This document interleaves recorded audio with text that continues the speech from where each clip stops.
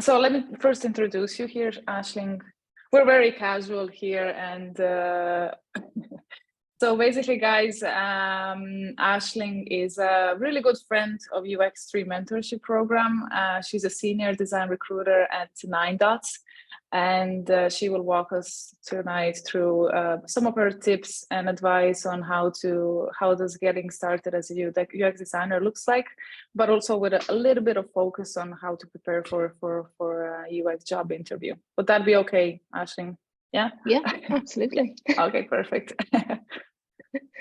Awesome. So I'll share my fabulous presentation with you all. So yeah, look, as Valentina said this evening, just talking about how to get started in UX. People get into UX from lots of different backgrounds, and I think because there's so many courses and things like that out there, it can be difficult to know literally just where to get started. So this evening I'll chat through that, basically how to get started, different things to focus on, and hopefully you'll find it helpful. Now, everything that I go through this evening will be available not only in the recording, but there is also a document that Valentina will share with you all that contains everything, some extra little tips and things like that as well. And that document is available to download from our website as well, 9dots.io. So you can keep that in your back pocket. But yeah, let's jump in. So who am I? I'm Aisling. I've been in recruitment for 8 years and 3 blissful years with 9dots. I specialize in design. I've worked in Australia, Ireland, and New Zealand. So I've been around a little bit and then I came back. Outside of work, I'm usually in the gym, obviously waiting for Breath of the Wild 2 to be released. That's next May, I think, so not too much longer now. And thinking about things to cook or eating the things that I do cook. So how do we get started? Patience is probably the first thing it's probably one of the most important things, I would say. This could take time and you need to be aware that it could take time. You know, how long, who knows? It is different for everybody, but one of the main things is to be patient with yourself and be patient with the whole journey. You do need to be persistent, so don't give up. Most likely you're not going to get every single thing that you apply to when you start applying for jobs, but like, don't give up. You know, we'll talk a bit about that in a minute. You know, you need to kind of keep yourself resilient and don't let setbacks kind of push you backwards. So be persistent. Your portfolio is super, super important. Spend time on it. Make sure it's discoverable for the world. Again, I'll get into a little bit of detail about that in a minute, but it is something that's going to be hugely important for you as you kind of start this journey. Now, passion. It's easy to say to be patient, to be persistent, do your portfolio, but you know, if you're not passionate about UX, you're going to find those things hard. So if this is something that you're passionate about, everything will fall into place, and just take your time and you'll absolutely get there. So when we look at courses, that seems like the kind of the natural place to start, really, when somebody's thinking about getting into UX. There's definitely a few things that you need to keep in mind. Firstly, considering what you want to get from the course and the time that it's going to require.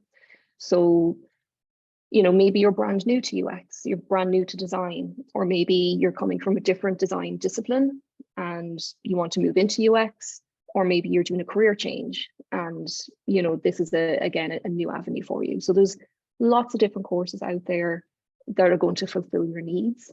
You just need to kind of think about what it is that you want and what you want to get at the end of it. Again, think about your current situation. You know, if maybe you're working full time and, you know, maybe a degree program might not be suitable if you're working full time, but you might not be able to, you know, you mightn't be able to do that.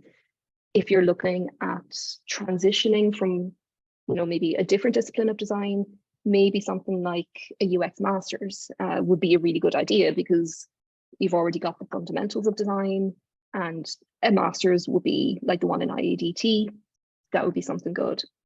Now, you know, if you're looking at a degree program, you know, if you're finishing school and you're kind of thinking about college and things like that, interaction design at NCAD, and there's a creative digital media and UX at TU as well. They're like kind of 4-year degree programs, and they'll give you the formal training and all of that formal knowledge that you need. Then, of course, you've got the shorter courses. Maybe, you know, you want to dip your toe in UX and, you know, you want to upskill. Maybe there's heaps and heaps of courses. UXDI, of course, Jonah Tolley also has one on Udemy as well. So these are all, you know, shorter courses than degree programs. But again, this is all about what you want to get. So have to think about that. Cost will be a factor, of course. Like, some are going to be more expensive than others, but, you know, deep dive on the content of the courses and think about, will the extra spend give you that extra depth? So that's, again, it's easy to say, oh, just spend more money, but, you know, if it's going to get you to where you want to be, then it's going to be worth it. Be realistic about what happens at the end of a course. You know, in terms of applying for jobs and things like that, I think it's probably fair to say that you shouldn't expect to finish a course one day and walk into a job the next day. So I think, you know, understand that after you finished your course, you're still going to have to do more work to get there. We'll talk about that again in a minute. And education is never a waste of time. So no matter what course you do, how many hours a week or wherever it is, it's not going to be a waste of time. It's just about finding the right course for you that's going to give you the knowledge and the tools that you need. So, you know, have a think about that. Portfolios, it holds a huge amount of importance, as I said. So, you know, spend time on it. A portfolio. Maybe some grading. Sorry, Milenko. Can you please put yourself on mute? Sorry. Sorry. No worries. Great, thanks. Yeah, so no portfolio will ever be finished. So this is literally going to be a lifelong project for you. But you know, it's just going to be an expectation really as a designer that you have a portfolio that shows what you can do. Throughout every project that you do in your coursework and things like that, keep record of the assets so that you can use them in case studies. Excuse me, that's something I've come across, you know, a few times, is people have worked on projects and they've done a huge amount of work on them, but just haven't taken record of any of the assets, so they can't actually show it. Now, when you get into non-disclosure territory, that's a little bit different. But, you know, for where we're at right now, I think it's just important to remember to really keep track of everything. When you're doing your portfolio, think about the person on the other side, the person who's reviewing it. Maybe when you make an application, or, you know, maybe somebody happened upon your portfolio online, if you have it on like social channels and things like that. Think about if it represents you. Is it easy to navigate? Does it show everything in enough detail? So maybe the person on the other end doesn't come from a design background. So is everything literally spelled out for them? Because you know what you've done, you know the work that you've put in, but you have to make sure that the person on the other side can see that as well and can really, really understand it. This is where your case studies come in, where you've really structured your project, you've given the context of what you were working on, why you were working on it, literally A to Z, all of the different steps that you took. So you're given detail, keeping it concise, because most people probably won't have time to read like huge blocks of text, but put enough detail in there so that it shows what you can do and, you know, kind of shows how you work through everything. Context. Always provide context. Images by themselves don't show the person reviewing your portfolio how you got to that point.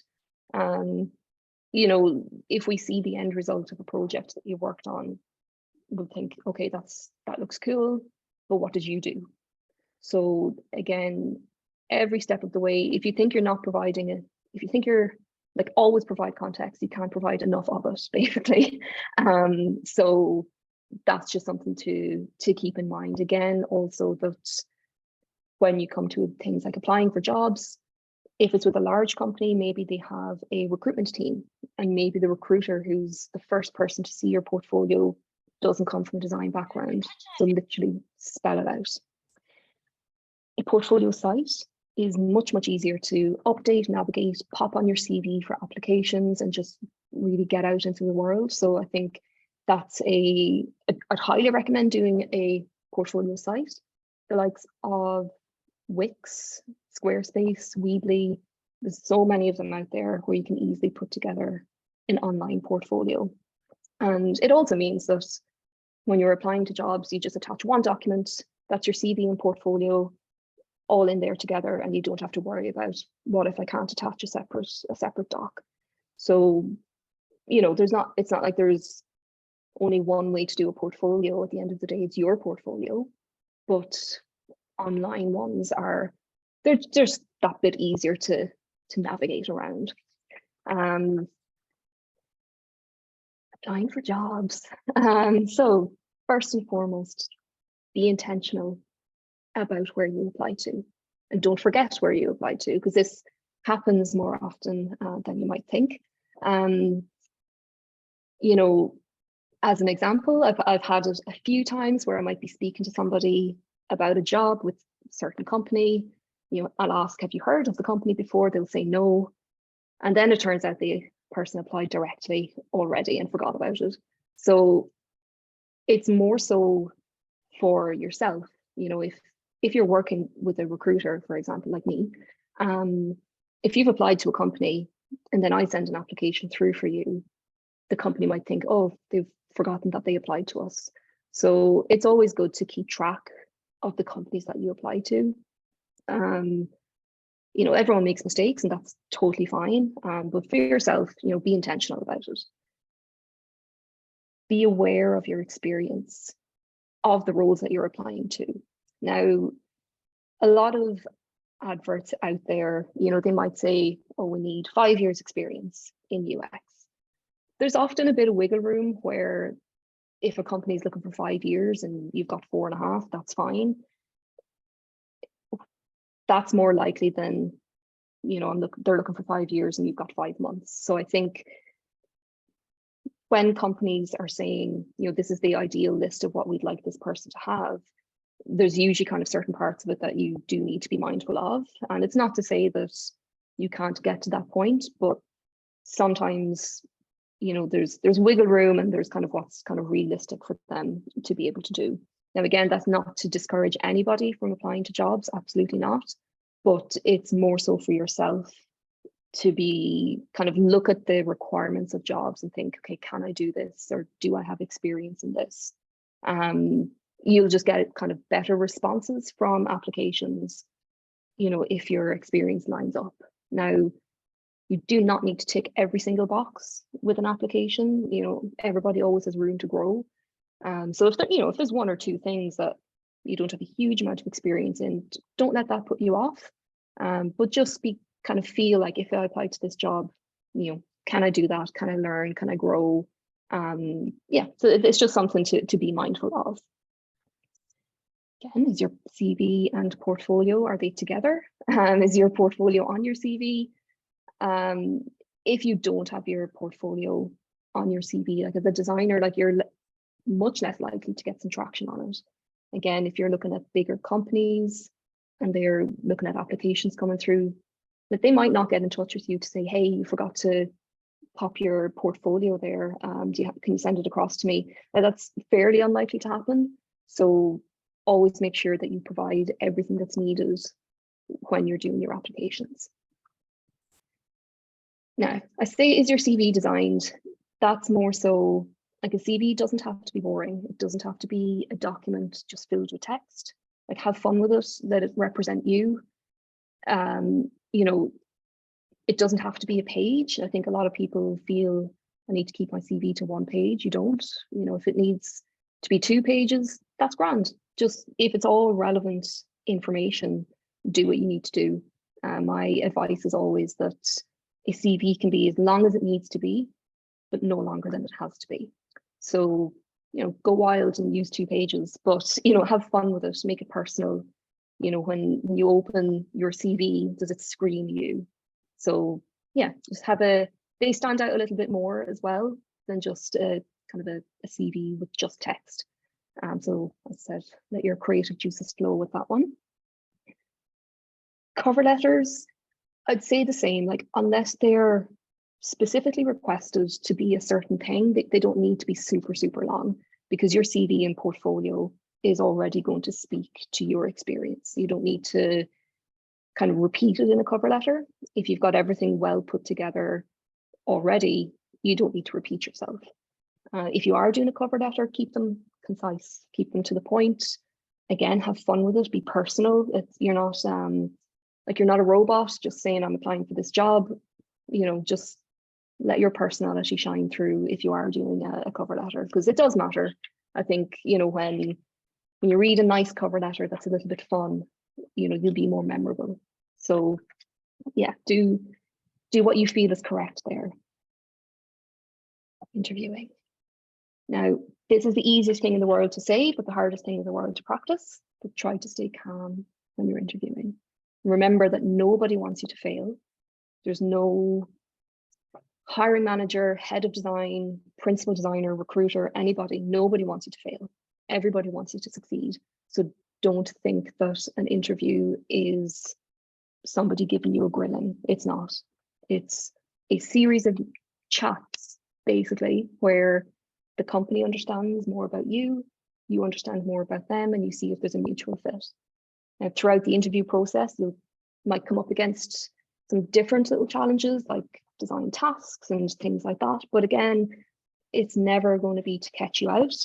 So try your best to stay calm. Research the company. I mean, it feels fairly obvious in a way, but just have a look at their website, read a bit about what they do, see if there's any recent news about the company. It shows an interest, on your side for, I really want to join this company. I know so much about you.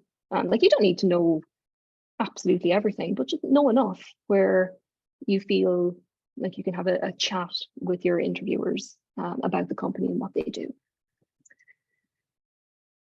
Practice talking about yourself and your projects.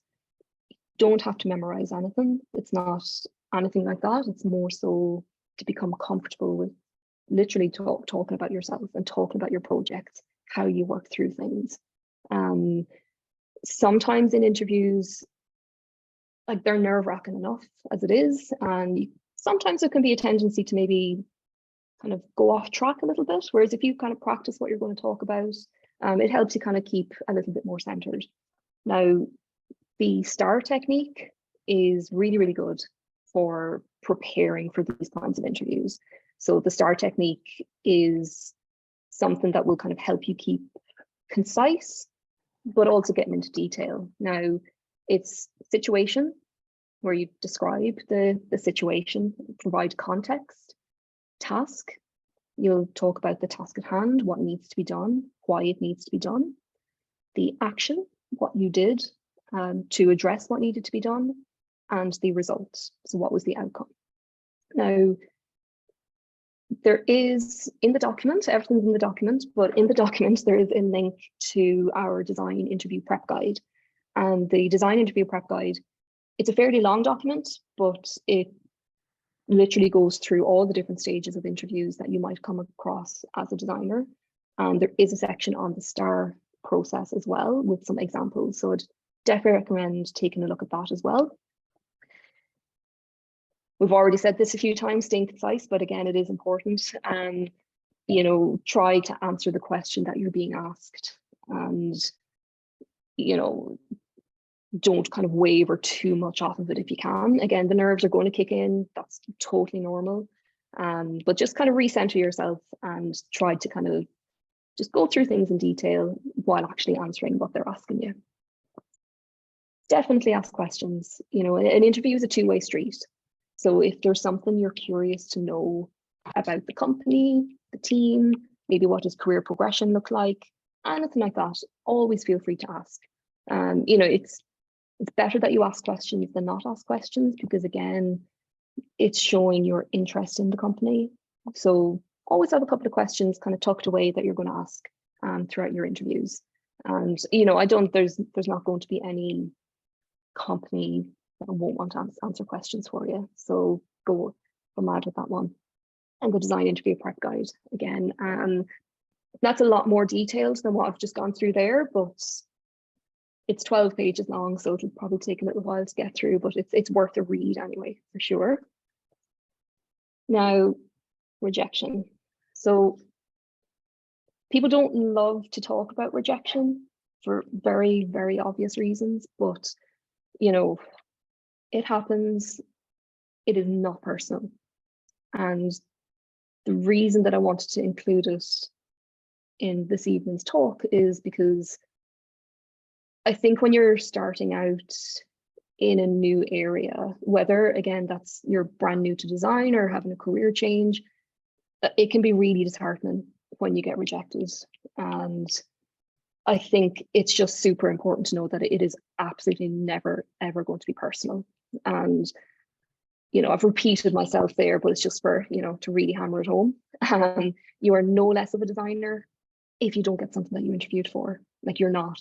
Again, this kind of goes back to thinking about experience versus the requirements of the job. Like, maybe a company needed somebody who has experience working on B2B products, and maybe you don't have that. And that could be a reason that you don't move forward in something, but don't let it knock you down. Like, the more interviews you do, the better you get at them, the better you'll get at talking about your experience and, you know, what you want in your career. So don't, again, I know it's easy for me to say all of this, but try not let it kind of impact you too much. Like, get upset and, you know, kind of feel the rejection or whatever, but don't let it knock you down. You know, don't let it stop you from continuing to apply for more jobs. It literally happens to everybody.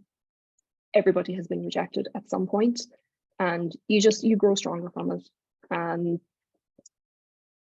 it is upsetting, and as cliche as it is, for every one that you don't get, you're getting closer to the one that you will get.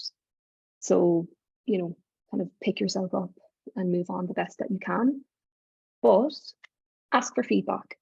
You know, if you didn't get a role, like, ask why. If you're working with like a recruiter, ask your recruiter to ask the company, you know, is there any feedback? Maybe it'll be feedback that you won't want to hear, you know, but the way I look at it is, like, people talk about strengths and weaknesses, and don't look at a weakness as a bad thing. Like, own it. It's just an area that you can grow. So don't kind of think, I'm not good at this. Maybe it's just something that you need to spend a little bit more time on. But when you get feedback from your interviews, it does help you a lot. You know, it helps you know what you need to focus on, where you need to spend that little bit more time, and it'll make you a better designer, even if it is hard to hear certain things. Like, with kind of interview feedback, it is going to be the best thing for you moving forward. And then welcome to design. Welcome to a new world with UX. It can take time getting your first role. It can be really, really tough, absolutely, but it is so worth it. You will not regret getting into UX. So there's so many people, you know, doing different courses and looking to move into this space. So, you know, there is going to be competition. There's probably more designers out there than there are jobs right now, but thankfully the design industry in Ireland has grown over the last number of years. It continues to grow. You're all part of that growth. So, you know, have some patience, and, you know, it really, really will be worth it. Get to meetups, join communities. Like, don't think that you're by yourself or that you have to just do this alone. Like, you absolutely don't. Everybody in every design community, all the meetups, they all want you to succeed. They all want to help you. So, you know, it's really, really nice, because not only will you meet like peers in the different communities, but you'll also continue to learn, the different meetups, for example.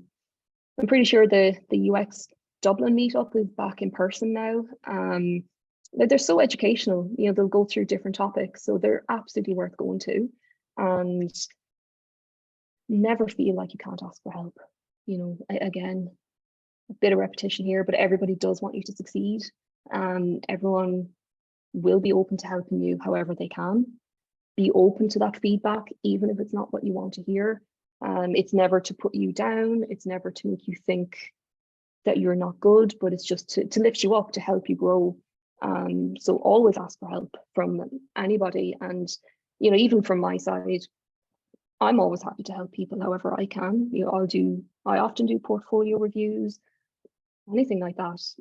Always ask. Like, the worst that somebody can say is, I don't have time at the moment, but always ask. And yeah, any questions? I'm here. That was very good, Aisling. Thank you so much. Mhm. That was great. Guys, does anyone? Brian, you're on mute. We cannot hear you clapping there. Sorry. Oh, Yay!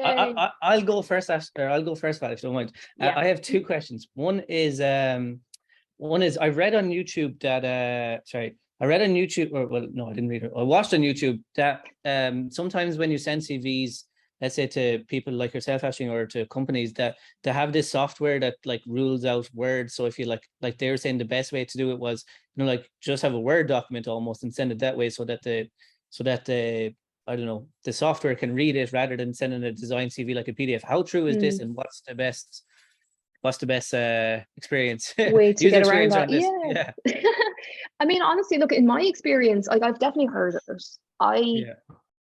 In anywhere that I've worked, I've never used anything like that. Like, I always read CVs and look at them when they come in, but I couldn't say that they don't exist. Now, when you look at certain things, like when you make applications and they use Workday, for example, as their management system, like Workday does that basically, where it kind of tries to autofill the CV into the application. It's not great. Like, you're just going to have to write it all again yourself. But I don't know if I can comment on it. Like, I've heard that so many times, where if the keywords don't pop up, you're not going to move forward. But because I haven't ever used anything like that, I don't really know what to say. I think for me personally, again, it is different. Like, I'm a recruiter, I'm going to look at the CVs. It is super duper different. Like, we don't use anything like that, and we will not, because like keywords, you know what I mean? Like, it seems kind of just putting keywords on a CV for the sake of it doesn't seem like the right thing. But yeah, I'd say nearly have two versions of your CV, just in case. Like, one is your nice CV, your lovely PDF that kind of shows you, and then one is a Word doc that if you need it as a backup, go for it. But like, I much prefer PDFs myself. I wouldn't be the biggest fan of Microsoft Word for no particular reason, but yeah, I know that doesn't really answer your question, but it's just because I don't have experience using any software like that. But I hope that No worries. No, helps. thanks a million. No, for sure. It's just one of these things that it's very hard probably to figure out, not knowing what to do. But no, thanks for that. And I just, one other question was Sarah Dooley, the one online that talks about portfolios all the time. She keeps saying to make PDFs as your portfolio rather than a website. So that's also another confusing question.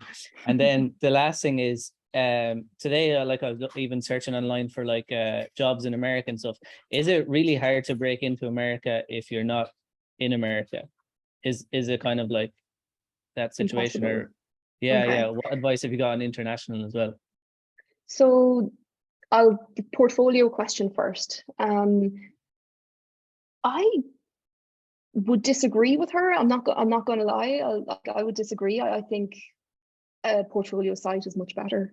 It's much better because if you consider trying to navigate a PDF document, maybe I want to look at one project and I'll have to scroll through pages. Like, I've had PDF portfolios sent to me that are like 60 pages. Like, that's quite a lot to get through. Whereas if it's on a site, you can scroll down, through some of these case studies, and they're much, much easier to digest personally than a PDF. Now, when it comes to something like, maybe if you're on a non-disclosure, maybe you've worked on a project that you just have to keep under the radar, some people within the realm of what they're allowed to do may create like a PDF document for specific projects that they can't publish. And that's totally understandable. But, as people grow as designers, the more and more projects that you have, are you going to end up with a 200-page PDF portfolio? Whereas, you can upload things an awful lot quicker on a website. So yeah, like I would disagree with that now, to be honest. And, you can put passwords on your portfolio site as well. Like if you want to keep things confidential, just kind of password protect it and people can get in that way, So yeah, I'd have to, that would be my best advice. In terms of breaking into like the international scene, I mean, there's a few factors, I think it's easier, the more experience you have, the easier it gets, because unless you have citizenship or something like that, an American company is going to have to offer you sponsorship. And they're unlikely, well, it's not just them, like any country is unlikely to offer sponsorship if a person doesn't have, like unless you're a senior designer really or above. Companies will always look at, can I hire somebody with X experience locally? And that's because it's going to be quicker to hire somebody locally. It can take a few months for a visa application to be approved, and then another few weeks on top of that to relocate. So you could be looking at 4 or 5 months before you start a new job. And for very, very senior positions, a lot of companies are open to waiting that length of time. But for less experienced positions, that's going to be really hard. So I think when a person gets more and more experience in their craft, like if you become a senior designer, applying to international roles does get that bit easier. But then you would also have to consider that not every single company will offer sponsorship. And that's the same as in Ireland. It'd be amazing if they did, but unfortunately, not all of them do. So it's not impossible, but it's just easier when you've got a good amount of experience. Perfect. Thanks a million, Aisling. No worries. Very good. Anyone else, guys? Any questions for Aisling? Anything in relation to, I wanted to ask you, Aisling, while we're waiting for someone else, say like, what do you manage to see while working with various levels of UX designers? What is the optimal number of projects that is required in a portfolio? Honestly, you don't need to have heaps. If you had like 3 solid projects, that's enough. Like, again, considering the person reviewing your portfolio, it's highly unlikely that someone's going to go through like 20 different projects, 20 different case studies. If you've got, 2 or 3 solid case studies there, that is more than enough, as long as it shows your experience, it shows your process, shows your design process. Even what's handy is, because a design process can change depending on the project or depending on what part of the project you join, some people create just a separate section of their design process. Like, this is what I would do if I was working end to end, but obviously sometimes you have to adapt. So there's no magic number. I would generally say about 3. They can be replaced, obviously. If somebody works on a new project that kind of shows up a little bit more, you can replace your projects as you go along. But I would generally kind of like to see at least 3. But I'm not going to look at more than 6 at the same time. Like, again, it's down to time. Everybody has different amounts of time. So as long as it shows your best work, that's the main thing. Very good. And I should actually, I should also say that when you're getting started in UX, it's obviously hard. Like, where do you get the projects to work on?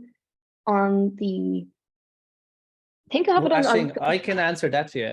UX3 mentorship. Of course, first and foremost.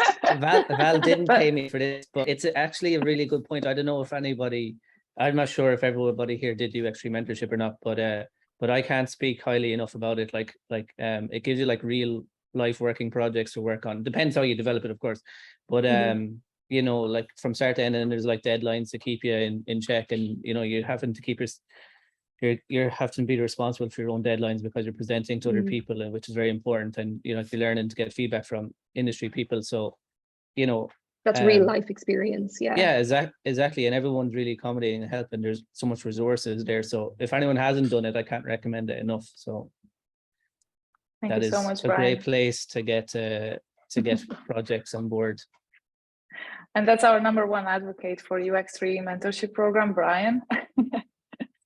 But that's true Yeah. though, like getting that real world experience, like you just can't replace that, you know. So like that's the best kind of experience working on projects that you can get when you're starting out in UX. What I was going to say is not as impactful as that now, I will be honest, but I do have a link for these weekly design challenges that you can get emailed. You know, if you're not part of UX3 yet, but you're signing up next February or next year, or whenever you're signing up, you can work on these little projects in the meantime, just to keep your skills fresh, to have something on your portfolio until you replace it with a commercial project. Very good. Anyone else has any questions? Nobody came up with any questions yet. If anybody feels nervous, yeah, go ahead.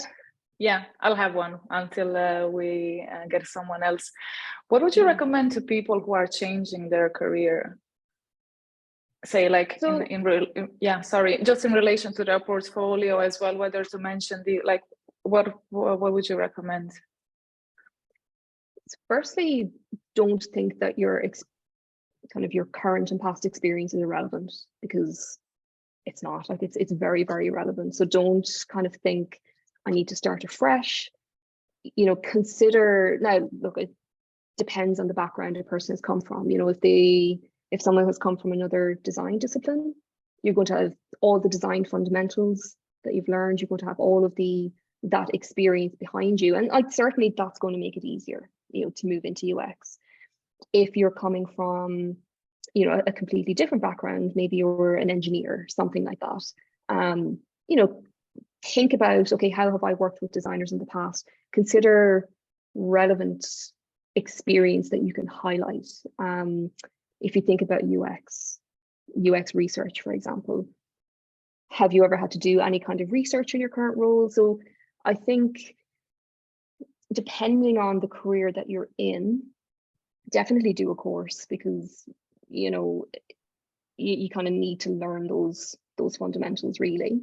But don't try to erase your past. You know, maybe you've got amazing stakeholder management skills, and that's hugely important in UX. Consider all of those things that you can bring from your past position into UX and really, really highlight them. And, you know, people do it all the time. So you kind of, again, you do have to have that persistence, and don't expect to get the first job you apply to. But for career changes, it really kind of means leaning on the experience that you have and applying that to UX. Now, when it comes to maybe what to put in your portfolio, like maybe you have worked on a project during your career where you could highlight things in relation to UX. So yeah, I would generally say, don't try to erase your past, lean into it, do a course, and that's really going to kind of show, you know, how what you've done is very, very transferable to UX. Because again, like, there's not one specific path of this is how you get into UX. People come to it from all different backgrounds, and that's amazing, because from all the different experiences that people have, they can bring a fresh mind into something. So yeah, kind of think about what you can offer to UX and really, really focus on that. Very good. That's great, Aisling. Brian, do you want to ask another question there? Or Yes, anyone else? Yes. Hey, Brian. I have another question. I'm sorry. No, this is just on the build up from what Val said. This is really great.